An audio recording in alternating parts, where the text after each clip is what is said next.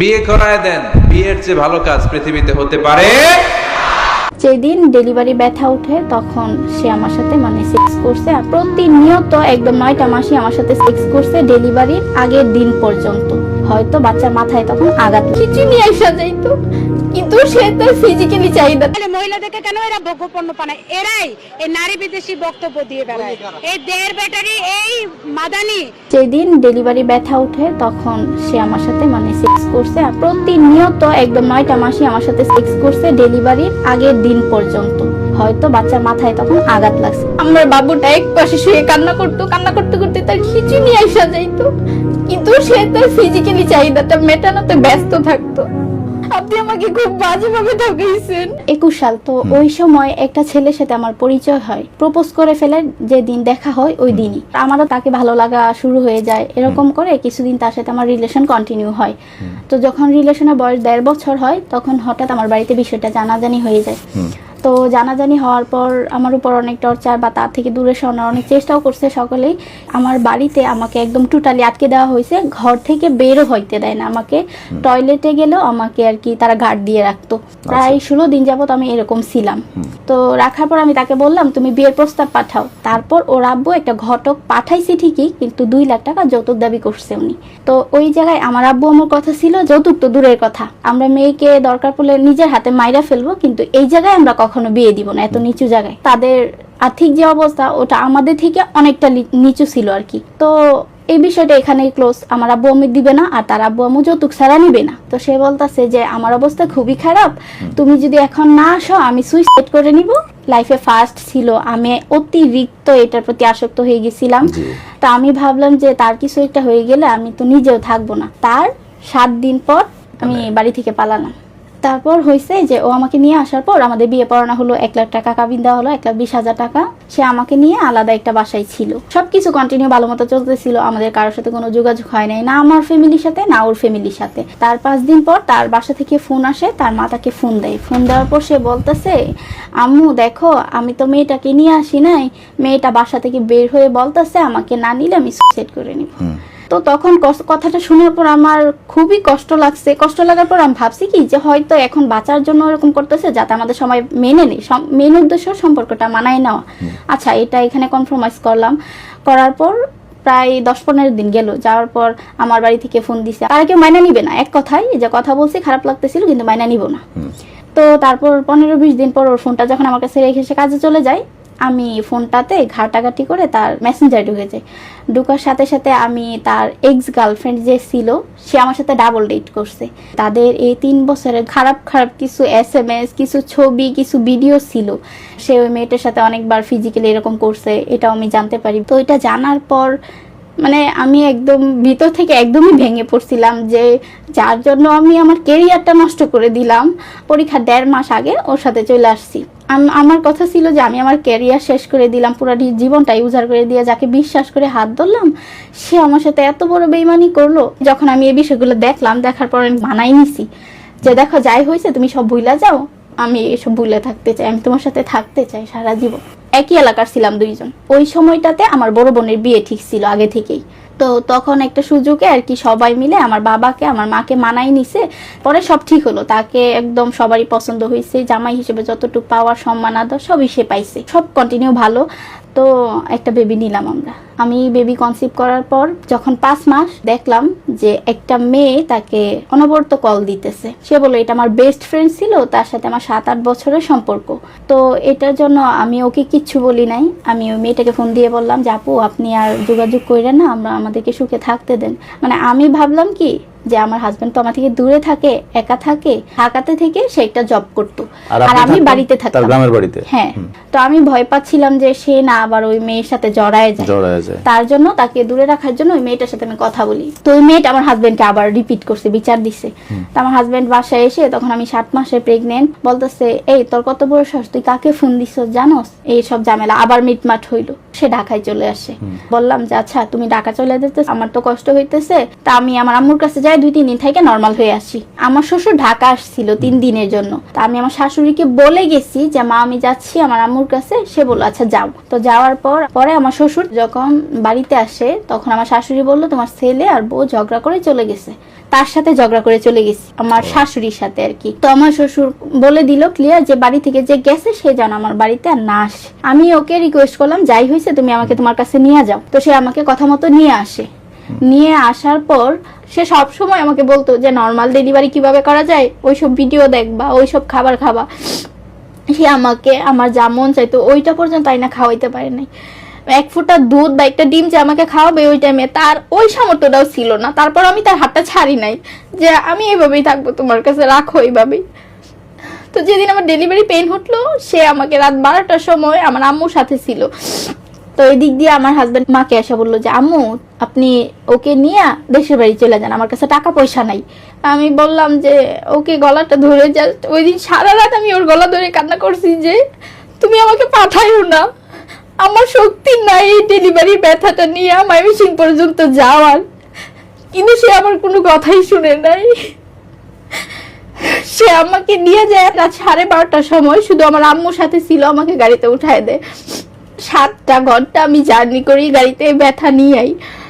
বাসায় যাওয়ার সাথে সাথে আমার নর্মালি ডেলিভারি হয়। আমি বললাম যে দেখো আমি আর বাড়িতে যাব না, বাচ্চা তো সুস্থ আছে, আমাকে নিয়ে আস। ওই যে ঢাকায় আসা পড়লাম, তখন আমার বাবুর তখন 6 মাস চলে। তো হঠাৎ আমার বাবুর মানে অস্বাভাবিক একটা কিরকম দেখতেছি তার লক্ষণগুলো। তখন আমরা তাকে ডাক্তারের কাছে নিয়ে যাই। নিয়ে যাওয়ার পর ডাক্তার যেটা বলে তখন আমরা পুরোপুরি একদম শকড হয়ে যাই। ডাক্তার বলছে যে আপনার বাচ্চা ব্রেনে আঘাত পাইছে, তার ব্রেনের ম্যাক্সিমাম অংশ ড্যামেজ হয়ে গেছে। আমাদের বাচ্চা হুজুর ওই যে পিছনে দেখতে পাচ্ছেন মাদানি নাকি তার নাম হতে পারে। তো যাই হোক পুরো নাম আমি তার জানি না, তবে বাচ্চা হুজুর নামে আমি তাকে চিনি এবং অনেকে তাকে বাচ্চা হুজুর নামেই সম্বোধন করে থাকেন। তো আমাদের এই বাচ্চা হুজুর সাহেবকে খুব শ্রদ্ধার সাথে, উনি যেহেতু একজন ইসলামিক বক্তা, উনি একজন আলেম, কোরআন হাদিস ওনার সব মুখস্থ, ওইরা সব ফাটায় ফেলাইছে, তো স্বাভাবিকভাবে রেসপেক্ট পাওয়ার যোগ্য। তো আমিও তাকে রেসপেক্টের সাথেই কথাগুলো বলছি। তো এখন আমাদের বাচ্চা হুজুর সাহেব কি করছে, দ্বিতীয় বিয়ে করছে। এখন দ্বিতীয়, তৃতীয়, চতুর্থ তা তো আমি জানি না, পত্রপত্রিকা লিখছে দ্বিতীয় বিয়ে, কিন্তু হুজুররা সচরাচর একাধিক বিয়ে করে থাকে, 3টা 4টা অ্যাভেলেবেল। তো যাই হোক হতে পারে এটা আমাদের বাচ্চা হুজুরের দ্বিতীয় বিয়ে, এবং এটা পত্রপত্রিকায় বেশ আলোচনা সমালোচনা উঠেছে। যেরকম একটা বাচ্চা হুজুর যার কিনা বডির সাইজ হলো প্রায় 4 ফিট হবে, যেমন আমার বডির সাইজ হলো 5 ফিট 6 ইঞ্চি। তো ওই হিসাবে আমি যদি এই বাচ্চা হুজুরের সামনে দাঁড়াই তো 4 ফিটের বেশি হবে না। তো এখন আল্লাহ পাক যার যে বডি বানাইছে, বডি অনুপাতে তার নুনুটাকে তো সেই সাইজই বানাইছে। উত্তর কেউ মানে ছিললে এখন সত্যি কিনা, আল্লাহ তাআলা যাকে যেভাবে যে সাইজে বানাইছে, কেউ 6 ফুট, কেউ 6 ফুট 2 ইঞ্চি, যেমন আমাদের অমিতাভ বচ্চন সে হলো 6 ফুট 4 ইঞ্চি। তো 6 ফুট 4 ইঞ্চি একটা ব্যক্তির নুনু আর ওই 4 ফিট উচ্চতা, 4 ফিট লম্বা একটা ব্যক্তির নুনুকে এক সাইজ হবে? উত্তর হলো না। উত্তর হলো না ভাই, কমন সেন্স, মানে খারাপ দৃষ্টিতে নিয়েন না। আমি যা বলি ভাই খোলাম বলি, বুঝছেন, আমি প্যাঁচ গোছ রেখে কথা বলা পছন্দ করি না। তো এখন এই বাচ্চা হুজুরের নুনুতে কি হবে, স্বাভাবিকভাবে সাইজ অনুযায়ী ছোট হবে, এবং 6 ফিট লম্বা একটা লোকের গায়ের যে শক্তি, ওই শক্তি আর কি, বুঝছে, হর্স পাওয়ার, যে হর্স পাওয়ার থাকবে 4 ফিট হুজুরের, সে তো হর্স পাওয়ার থাকার কথা না, ন্যাচারালি থাকার কথা না, বায়োলজিক্যালি থাকার কথা না। কিন্তু আমাদের এই হুজুর দ্বিতীয় বিয়ে করেছে, এইটা নিয়ে সোশ্যাল মিডিয়া তোলপাড়। তো এখন আমাদের এই হুজুর বলে কোন থানায় গেছিল, তো থানায় কি বলে কি সমস্যা হয়েছে, তো থানায় কে বলে তাকে পিটাইতে চাইছে যে বেটা আমরা এক বলে থাকতে পারি না, তুই বেটা 2টা বিয়ে করছিস কেমনি কি, তোর আজকে মাইরেই হলাম। তো এইগুলি বলে তারে বলছে। তো এখন এই দ্বিতীয় বিয়ে নিয়ে 2-4টা সুখ দুঃখের কথা আমি আপনাদেরকে বলবো। তো এর ফাঁকে আমি আপনাদেরকে 3জন আলেমের কথা আমি শুনি, এরা 3জনই শ্রদ্ধেয়, আমি শ্রদ্ধার সাথে এই ভিডিওটা তাদের বলছি, কিন্তু তাদের কয়েকটা যুক্তিখণ্ডন এই ভিডিওতে আমি করবো। প্রথম আমি তাদের কথাগুলো শোনাই, শোনেন আপনারা। এই দেখেন আমাদের বাচ্চা হুজুর, বাচ্চা হুজুরের পুরো নামটা কি যদি পারেন আল্লাহর রাস্তায় আমাকে একটু জানেন ভাই।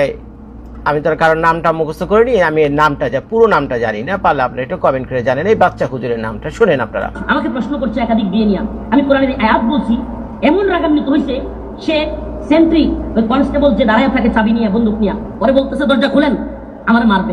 আচ্ছা, তো আপনি কোরআনের আয়াত বলেছেন, তো কি একজন আপনাকে মারতে গেছে, কথাটা অতটা বিশ্বাসযোগ্য না। আমি জানি না, মনে এর আগে পিছিয়ে কিছু একটা আপনি করছেন, নাহলে আপনাকে খামাখা ওই জেলের তালা ভেঙে আপনাকে মারতে চাবে কেন, তাই না? তো যাই হোক, সত্য মিথ্যা আপনি জানেন। দেখি আরেকটু শুনি। আমি আয়াত বলেছি, আপনি এটা চালিয়ে দিলেন কোরআনের আয়াতের উপর দিয়ে। তো যাই হোক, একটা নিয়ে থাকতে পারি না, আবার 2-3টা বয়ান করে। ও আচ্ছা, একটা বউ নিয়ে থাকতে পারি না আমরা, 2-3টা বউয়ের বয়ান করে। হ্যাঁ, কথা সত্যি, এটা নিয়ে আমি কথা বলবো আপনাদের। এটা শুনে তোর শারীরিক অক্ষমতা কৃত্যবোধ নাই। আচ্ছা, তো যে ব্যক্তি তাকে চ্যালেঞ্জ করছে তার শারীরিক সক্ষমতা নাই, সে হলো শারীরিকভাবে অক্ষম, তার নুনু ছোট, আর সে বলতে চাইছে তার আছে হর্স পাওয়ার এবং তার তার নুনু অনেক বড়। এটাই তো সে বলতে চায় আপনাদেরকে। তোর বউকে নিয়ে থাকা, তাই বলে একাধিক বিয়েকে ঘৃণা করবা, তাইলে তোমার ঈমান থাকবে না। আচ্ছা, একাধিক বিয়ে করলে ঈমান থাকবে না, একাধিক বিয়েকে ঘৃণা করলে ঈমান থাকবে না, চালাই দিছে এটা ধর্মের উপর, পুরো ঈমানের উপর। আচ্ছা শুনি দ্বিতীয় হুজুরের কথা শুনি, উনি একজন আলম। 2 বিয়ে, ডবল তাকওয়া, 3 বিয়ে, 3 তাকওয়া করতে পারছে আত্মসম্মান রক্ষার জন্য, নিজের গায়রত বাঁচানোর জন্য, নিজের গুনাহ থেকে। আচ্ছা, তো এই হুজুর বলতেছে দ্বিতীয় বিয়ের ঘোর বিরোধী, উনি দ্বিতীয় বিয়ের ঘোর বিরোধী, এবং উনি বলতেছে এটা ইসলামের নামে একটা কি বলে একটা ক্রিমিনালগিরি করা, বুঝছেন? তোমার 2টা-4টা বিয়ে করার শখ হইছে, তুমি এটি ইসলামের নামে চালাই দিছো, সমাজের সাধারণ পাবলিক এটাকে অ্যাকসেপ্ট করে নিয়েছে, যেহেতু তুমি এটা ধর্মের নামে চালাই দিছো, তোমার 2 নম্বর 3 নম্বর 4 নম্বর বিয়া। তো এটি এই হুজুর বলতেছে যে ধর্মের নামে এটা যেহেতু চালাই দিছো, তো এটা হালাল হয়ে গেছে। আচ্ছা, তো শুনি। আপনি বিয়ে শাদীকে একবারে তামাশার পর্যায়ে নিয়ে গেছেন, ইসলাম কোনো ইসলামের বিধান নয়। আচ্ছা, যাক, এইবার এই হুজুরের কথা শুনেন। আচ্ছা, এই হুজুরের কথাটা শুনেন। উনি শুরুতেই বললো উনার চরিত্র ঠিক রাখার জন্য উনি দ্বিতীয় বিয়ে করেছে। আচ্ছা, সেইটা নিয়ে গোটা বাংলাদেশ ভাইরাল। আচ্ছা, তার দ্বিতীয় বিয়ে নিয়ে গোটা বাংলাদেশ ভাইরাল, এবং সে তার চরিত্র ঠিক করার জন্য 2 নম্বর বিয়ে করছে। কি বলবো? আচ্ছা শোনেন, আপনার ধৈর্য সহকারে শুনেন। আরে মাওলানা, তুই দ্বিতীয় কর, তৃতীয় কর, তো ভাইরাল করা লাগবে কেন? আচ্ছা, বিয়া ভাইরাল করার জিনিস। আচ্ছা, আপনার কারণ তো এমনি তো বাংলাদেশের মানুষ মৌলবি দেখা পারে না, ও আমার ভাইরাল মেরে দিছে। আমাকে প্রশ্ন, আচ্ছা, তো এখন মোটামুটি প্রথম হুজুর, আমাদের বাচ্চা হুজুর, ও দ্বিতীয় বিয়ে করছে, এটা নিয়ে তার সমালোচনা করার কারণে সে মহাখাপা খেপে গেছে গা। উনি কোরআনের আয়াত, হাদিস টাদিস সব কিছু খুলে দেখাইতেছে। দ্বিতীয় হুজুরের বিরুদ্ধে চলে গেছে, বলছে এগুলো ফতোয়া, এগুলো ফাইজলামি, কে বা কারা এগুলো জায়েজ করার জন্য ধর্মের নামে আলগাচ্ছে চালাইয়া দিয়েছে, বুঝছেন, পাবলিক খাইছে ওইটা। তৃতীয় হুজুর বলতেছে তার চরিত্র ঠিক করার জন্য সে 2 নম্বর বিয়ে করছে। আচ্ছা ভাই, আপনারা যারা 2টা করে বিয়ে করেন, পৃথিবীর সব দেশে আছে 2 নম্বর 3 নম্বর 4 নম্বর আনলিমিটেড পর্যন্ত বিয়ে আছে। এবারে আমেরিকার আইন কারণ সম্পর্কে একটুখানি বলি, প্লাস ভারতে যারা ভিডিওটা দেখতেছেন ভারতের লোকজন একটু বলবেন, বাংলাদেশ সম্পর্কে আমার আর কিছু বলার নাই। আমেরিকাতে প্রথম বিয়েটা আপনি গির্জায় গিয়ে করতে পারবেন, জানেন? এটা আপনারা জানেন? ধর্ম অনুসারে ওই খ্রিস্টান রেওয়াজ অনুযায়ী, রিচুয়াল অনুযায়ী আপনার প্রথম বিয়েটা আপনি গিয়ে কোথায় করতে পারবেন? গির্জাতে গিয়ে করতে পারবেন। কিন্তু দ্বিতীয় বিয়ে যখন করবেন, তখন আবার আপনি সেই বিয়েটা গির্জাতে হবে না, এটা করতে হবে কোর্টে গিয়ে। গির্জাতে আপনার স্থান নাই, আমি যতদূর জানি, বুঝছেন? তার মানে প্রথম বিয়েটা কত শ্রদ্ধার, আর পরের বিয়েটা কতটা অসম্মানজনকভাবে আমেরিকাতে দেখা হয় যে আপনাকে গির্জাতে অ্যালাউ করবে না, যে দ্বিতীয় বিয়ে করতে এসেছেন কোর্টে যান, কোর্টে গিয়ে করেন, 2 নম্বর 3 নম্বর 5 নম্বর 6 নম্বর করেন। এই একটা জিনিস। দ্বিতীয় জিনিস হলো, প্রথম বউ অবস্থা থাকা অবস্থায় দ্বিতীয় বিয়ে করা তো কুল্লু হারাম, ইম্পসিবল।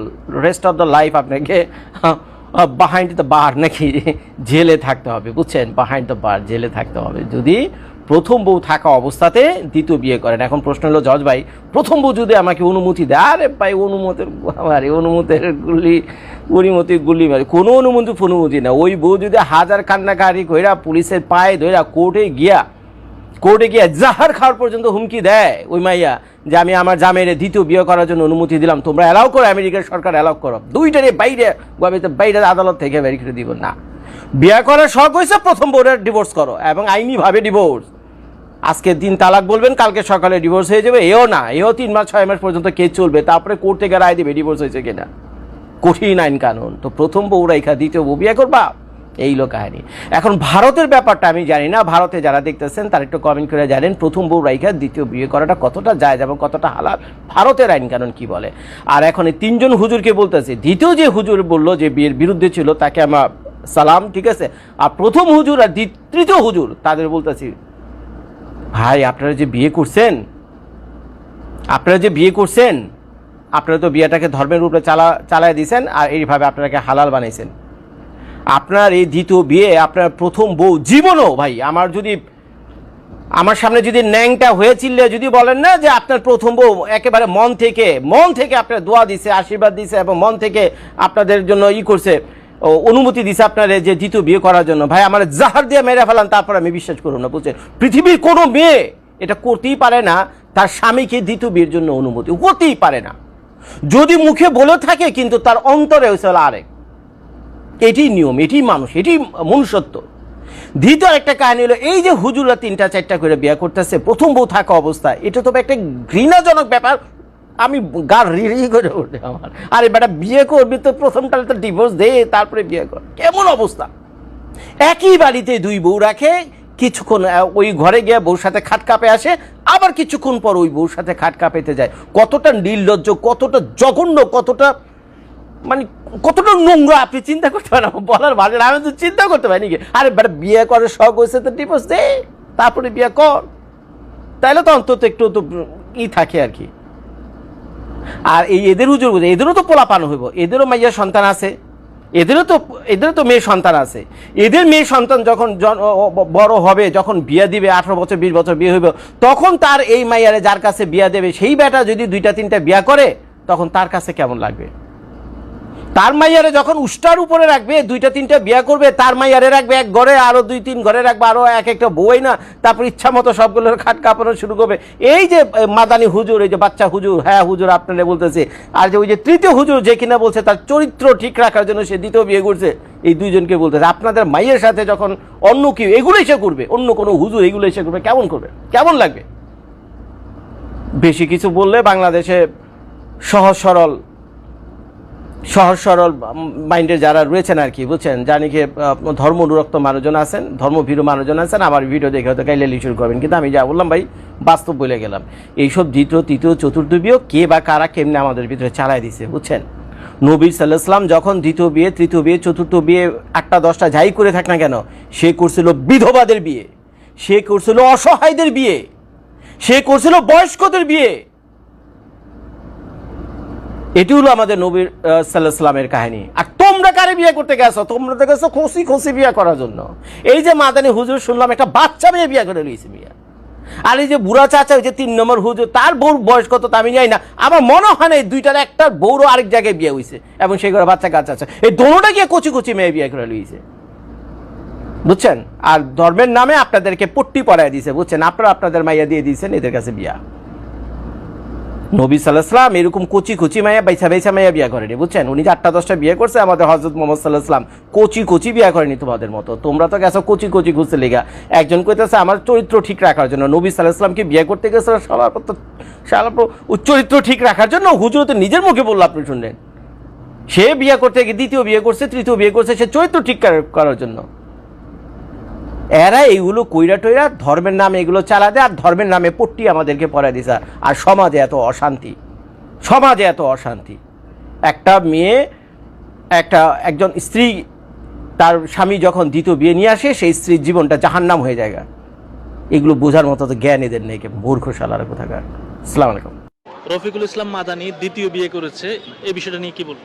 1.5 ব্যাটারির একটা লোক, 1.5 ব্যাটারি সাইজের একটা লোক, যার 3 দিনের একটা বাচ্চা হয়েছে মাত্র, সে বাচ্চাটাকে কোলে নিয়ে তিনি ছবি তুলেন। অথচ তার এই অন্তঃসত্ত্বা স্ত্রীকে রেখে তিনি আরেকটা নাবালিকা, যার বয়স 13 বা 14 হবে, সেই নাবালিকা একটা মেয়েকে হঠাৎ করে উনি বিয়ে করে ফেলেন।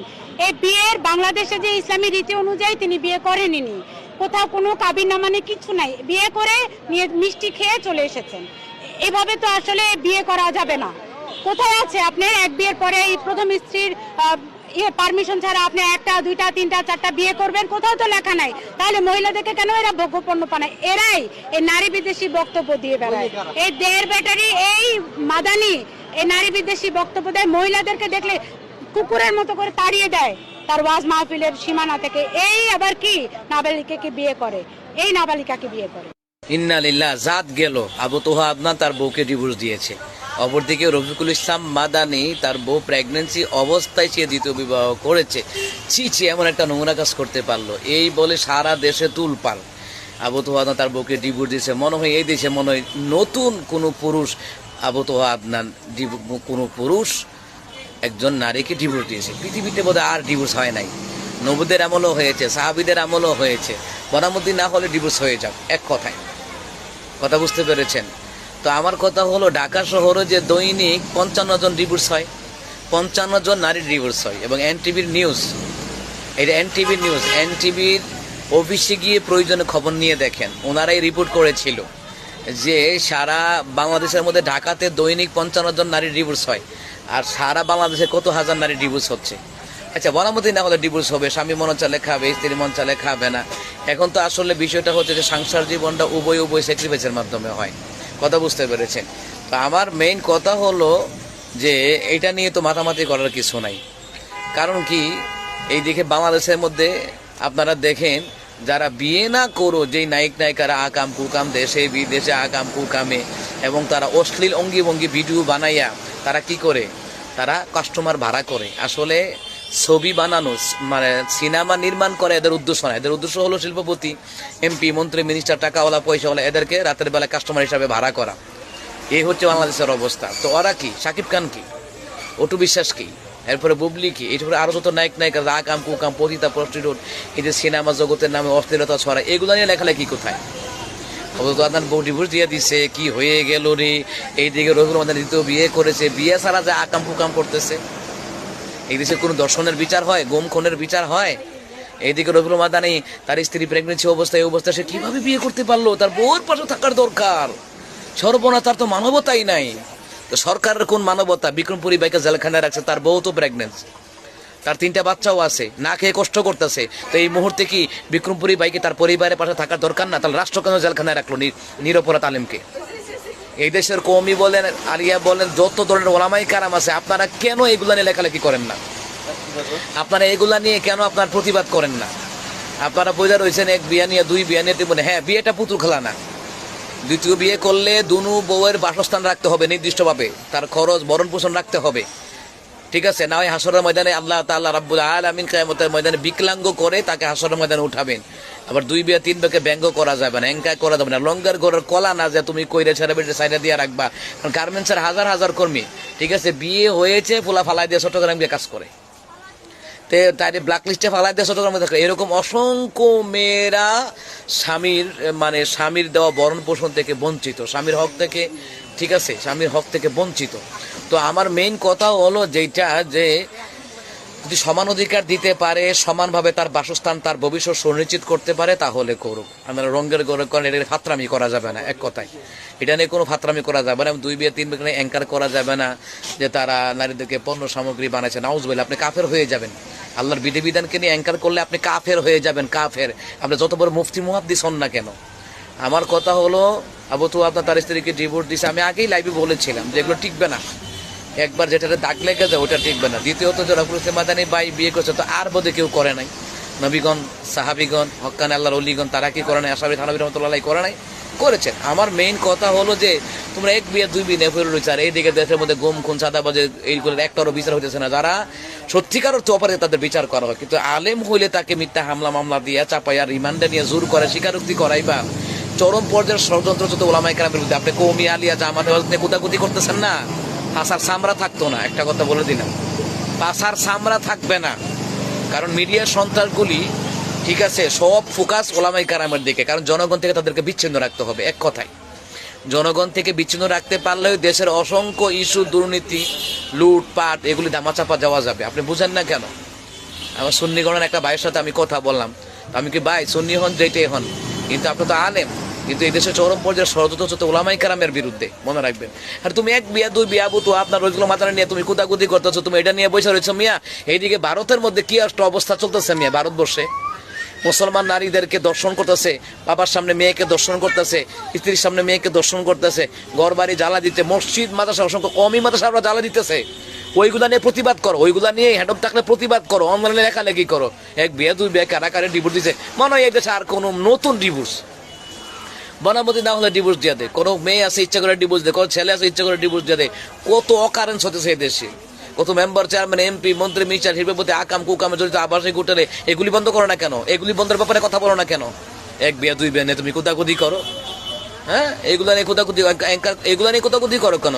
সমাজে সুদ খাই আপন মাল লগে জানা করে, সমাজে সুদ খাইয়া পরিবারের সুদ খাই আপন মাল লগে জানা করে, এগুলোর বিরুদ্ধে বলাবলি করো না কেন? হ্যাঁ, আপন মাল লগে জানা করে, বিয়ে করেছে, পবিত্র কাজ করেছে, আল্লাহর বিধান মেনে করেছে, সে পাল্টালে করুক। এটা নিয়ে অ্যাঙ্কার করা যাবে না, কিন্তু পুতুল খেলা মনে করা যাবে না। দায়িত্ব আদায় করতে না পারলে দরকার নাই। কথা বুঝতে পেরেছে? এটা আল্লাহ বলেই দিয়েছেন কোরআনুল কারিমের মধ্যে। তো আমার কথা হলো, যারা সমাজে সুদ খায়, ঘুষ খায়, দুর্নীতি করে, যারা মার সাথে জানার গুনাহ করে, এদের ব্যাপারে তুলপার করো না কেন ফেসবুকের মধ্যে? তুমি এক বিয়া দুই বিয়া ডিভোর্স নিয়ে পড়ে রয়েছো তুমি, মুনাফিকের গোষ্ঠী। এই জন্য আমি প্রায় সময় বলি, ঘরে ঘরে নাস্তিক মুনাফিক তৈরি হয়ে রয়েছে, ঘরে ঘরে রামবাম তৈরি হয়ে রয়েছে। খবর আছে নি? তুমি আল্লাহর বিধান নবীর তরিকায় চলার চেষ্টা করো। আল্লাহর বিধান তুমি যদি মানতে পারো না, এটা মানতে পারো, এটা আলাদা বিষয়, কিন্তু এটা তুচ্ছ চাচ্ছিল্য করা যাবে না। এটাকে নিয়ে তুচ্ছ চাচ্ছিল্য করলে ইমান থাকবে না, ঠিক আছে? আল্লাহ তাআলা আমাদেরকে হেফাজত করুক সর্ব ষড়যন্ত্র থেকে। ওলামা কেরামের যে চরমপন্থী ষড়যন্ত্র, অনলাইনে অফলাইনে ষড়যন্ত্র চলছে। আপনি বিভিন্ন মেয়ের আইডি থেকে, ফেক আইডি থেকে আপনাকে কল দিবে, তারপরে ল্যাপটপে চালু করে, ল্যাপটপে পর্ন ভিডিও চালু করে আপনাকে মোবাইলের ভিডিও ক্যামেরাতে দেখাবে। এত তো মনে করবো যে এটা মনে মাইয়া, আসলে মাইয়া না। এরকম ভাবে অনেক আলেম বলেন, অনেক জালেম বলেন, অনেক প্রবাসী বলেন, ব্যবসায়ী বলেন, শিল্পপতি বলেন, এইভাবেই কিন্তু অনলাইনে অফলাইনে আকাম কোকামে জড়িত। আপনার বিভিন্নভাবে ব্ল্যাকমেল করবে, আপনি ব্ল্যাকমেল করবে, টাকা দেওয়ার পরও আপনাকে ব্ল্যাকমেল করবে আজীবন। এই জন্য সাবধান, যারা ওলামায়ে কেরাম আছেন, সাবধানে পাও ফেলবেন, সাবধানে কদম ফেলবেন, সাবধানে বিভিন্ন জায়গায় আসা যাওয়া করবেন। কারণ আপনি ফেসবুকে দেখতেছেন যে আপনি মেয়ের আইডি না, এগুলি হাজার হাজার ছেলেদের, মেয়ের নামে ছেলেদের আইডি, এগুলা ফেক আইডি। বুঝেন না কেন?